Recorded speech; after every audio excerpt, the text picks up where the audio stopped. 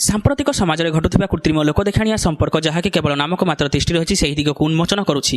ତଥାକଥିତ ଆନ୍ତରିକତା ବିହୀନ ସମ୍ପର୍କ ଯାହା ଉପରେ ଠିକ୍ ଲାଗୁଥିଲେ ମଧ୍ୟ ଭିତରେ ଭିତରେ ଯେ ଉଇଲଗା କାଠ ପରି ଫମ୍ପା ଆଉ ଅନ୍ତସାର ଶୂନ୍ୟ ତାହା ଉପରେ ଏକ ବିହଙ୍ଗାଲୋକନ ଏହି ଈଶ୍ୱରୀ ଏମିତି ଏକ ଘଟଣାବଳୀର ପ୍ରତିଫଳନ ଯେଉଁଥିରେ ସମାଜର ତଥାକଥିତ ନିୟମରେ ପେଶୀ ହୋଇ ଅଣନିଶ୍ୱାସୀ ହୋଇପଡ଼ିଥିବା ଏକ ନିରୀହ ଯୁବତୀ ସ୍ୱର ଉଠାଇଛନ୍ତି ନିର୍ଭୀକ ଭାବରେ। ସର୍ବୋପରି ଈଶ୍ୱରୀ ହେଉଛି ଏମିତି ଦୁଇଟି ପ୍ରେମ କାଙ୍ଗାଳ ସହୃଦୟତା ଓ ଭଲ ପାଇବା ପାଇଁ ଛଟପଟ ହେଉଥିବା ହୃଦୟର କାହାଣୀ ଯାହା ପ୍ରଚଳିତ ସମାଜର ସମସ୍ତ ଫମ୍ପା ଲୋକ ଦେଖାଣିଆ ନିୟମର ଊର୍ଦ୍ଧ୍ୱରେ ରହି ନିଜେ ଏକ ନୂତନ ସମ୍ପର୍କ ଗଢ଼ୁଥିବାର ସଂକଳ୍ପକୁ ନେଇ ପରିପୁଷ୍ଟ।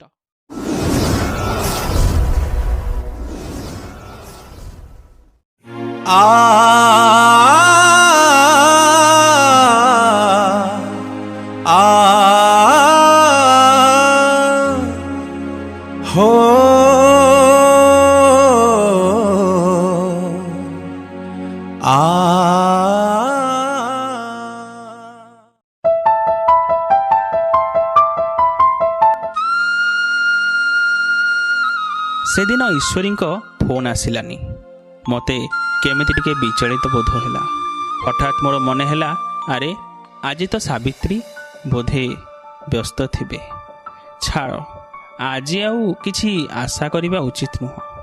କିନ୍ତୁ ଠିକ୍ ଏତିକି ବେଳେ ମୋବାଇଲ ରିଙ୍ଗ ହେଲା। ମୋର ମନେ ହେଲା କଲ୍ଟା ବୋଧେ ଈଶ୍ୱରୀଙ୍କର, ପ୍ରକୃତରେ ତାଙ୍କର ହିଁ ଥିଲା।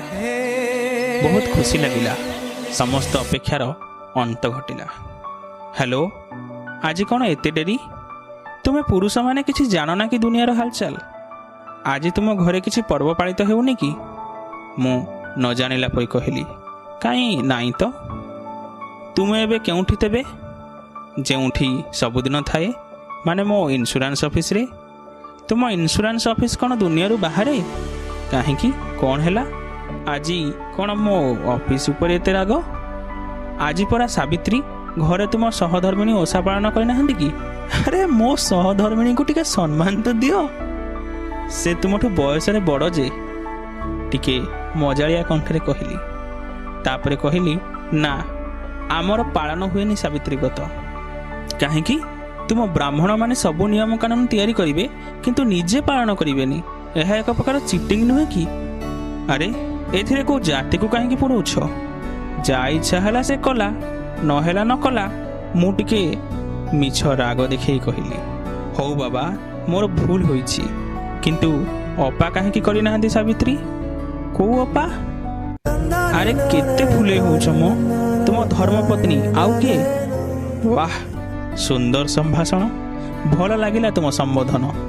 ଆଗେ କୁହ, ଅପା କାହିଁକି ସାବିତ୍ରୀ ପାଳନ କରିନାହାନ୍ତି? କରିନାହାନ୍ତି ମାନେ? ଆମ ଘରେ କେବେ ସାବିତ୍ରୀ ପାଳନ ହେବା ମୁଁ ଦେଖିନି। ତାଙ୍କ ବାପ ଘରେ ବି ପାଳନ ହୁଏନି, ତେଣୁ ହୁଏନି। ତାପରେ କ'ଣ ସାବିତ୍ରୀ ପାଳନ କରି ଜଣେ ସ୍ତ୍ରୀ ପତ୍ନୀ ଧର୍ମ ପାଳନ କରିପାରିବେନି? ତୁମ ସହ ମୁଁ ଯୁକ୍ତିରେ ପାରିବିନି। ସେସବୁ ଛାଡ଼, କୁହ କ'ଣ ଖାଇଛ ଆଜି? ମୁଁ ଜାଣିଛି ଏଇଟା ଈଶ୍ୱରୀଙ୍କ ପ୍ରଥମ ପ୍ରଶ୍ନ, ଯେ ମୁଁ ଖାଇଛି କି ନାହିଁ। ଆଜି ଟିକେ ବ୍ୟତିକ୍ରମ ଘଟି ସାବିତ୍ରୀ ପଶିଗଲା। ମୁଁ ମଜାରେ କହିଲି, ଆଜି ସାବିତ୍ରୀରେ ସକାଳୁ ପତିଦେବଙ୍କୁ ପ୍ରଣାମ ଜଣାଇଲ ନା ନାହିଁ? ତାହା ତ ପ୍ରତିଦିନ କରେ, ସକାଳୁ ଉଠିଲେ ତାଙ୍କୁ ପ୍ରଣାମ ଜଣାଏ। ଆଜି ଆଉ ନୂଆ କ'ଣ ଯେ? ମୁଁ ମନେ ମନେ ଭାବିଲି ଯେ ଗୋଟେ ଦିନ ମୋ ପତ୍ନୀ ମୋତେ ପ୍ରଣାମ କରିନାହାନ୍ତି। ଈଶ୍ୱରୀଙ୍କ ସ୍ୱାମୀଟି ପ୍ରତି ମୋର ଈର୍ଷା ଆସିଲା ମନରେ। ଈଶ୍ୱରୀଙ୍କ ଭଳି ସୁନ୍ଦରୀ ଓ ଗୁଣବତୀ ପତ୍ନୀଟିଏ ଭାଗ୍ୟରେ ଥିଲେ ମିଳେ। ମୁଁ ପ୍ରକାଶ୍ୟରେ କହିଲି, ମର୍କଟ ଗଳାରେ ମୁକ୍ତାମାଳ। ଈଶ୍ୱରୀ ଠିକ୍ରେ ଶୁଣିପାରିଲେନି କି ବୁଝିପାରିଲେନି, ସେ କଥା ମୁଁ ଜାଣିନି। ମୋ କଥା ଶୁଣୁ ଶୁଣୁ କହିଲେ, କ'ଣ କହିଲ? ନା ନା, ସେମିତି କିଛି ନୁହେଁ। ତୁମେ କୁହ, ଆଜିର ପ୍ରୋଗ୍ରାମ କ'ଣ ତୁମର? କଥା ବଦଳାଇବାକୁ ମୁଁ କହିଲି, ନା, ଆଜି ଆଉ କ'ଣ ପ୍ରୋଗ୍ରାମ? କିଛି ନାହିଁ। ସେ ଆଜି ଘରେ ଅଛନ୍ତି, ତାଙ୍କର ଅଫିସ ଛୁଟି। ଏବେ ସେ ମାର୍କେଟ ଆଡ଼େ ଗଲେ ତ, ସେଥିପାଇଁ ତୁମକୁ ଫୋନ୍ ଲଗେଇଲି। ଆଜି ସାବିତ୍ରୀରେ ପରପୁରୁଷ ସହ କଥା ହେବା ଠିକ୍ କି? ମୁଁ ଟିକେ ଚିଡ଼େଇବା ପାଇଁ କହିଲି। ପରପୁରୁଷ କିଏ? ତୁମ ସହ କଥା ହେଲେ କ'ଣ ମୋ ସତୀତ୍ୱ ନଷ୍ଟ ହୋଇଯାଉଛି? ଏସବୁ ନିୟମ କିଏ କାଢ଼ିଛି? ଏ ନିୟମ କେବଳ ଜଣେ ନାରୀ ପ୍ରତି ଲାଗୁ ହୁଏ ବୋଧେ। ତୁମେ ମୋ ସହ କଥା ହେବାକୁ ଚାହୁଁନ କି? ଯଦି ଚାହୁଁନ, ତେବେ ସିଧା ନ କହି ବଙ୍କେଇକି କହୁଛ କ'ଣ ପାଇଁ? ଆରେ ଏମିତି କେମିତି ଭାବିପାରିଲ ତୁମେ? ତୁମ ସହ କଥା ହେବାକୁ ମୁଁ କେବେ ନ ଚାହିଁବି, ତାହା କ'ଣ ସମ୍ଭବ? ଅଭିମାନ ଭରା କଣ୍ଠରେ ଈଶ୍ୱରୀ କହିଲେ, କାହିଁକି ନୁହେଁ? ମୁଁ କିଏ କି ତୁମର? ମୋ କଥା କାହିଁକି ତୁମେ ଭାବିବ? ମୁଁ ତ ମୋ ଆଡ଼ୁ ତୁମକୁ ମୋ ବନ୍ଧନରେ ବାନ୍ଧିଛି। ତୁମେ ତ ତୁମ ଆଡ଼ୁ ଆସିନ ନା। ଆରେ ଏମିତି କୁହନି ପ୍ଲିଜ୍।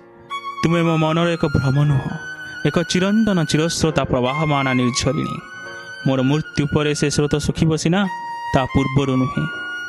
ଚୁପ୍ କର। ଆଜି ଭଳି ଦିନରେ ତୁମେ ଏଭଳି ଅଲକ୍ଷଣା କଥାଗୁଡ଼ା ତୁଣ୍ଡରେ ଧରନି ପ୍ଲିଜ୍। କାହିଁକି?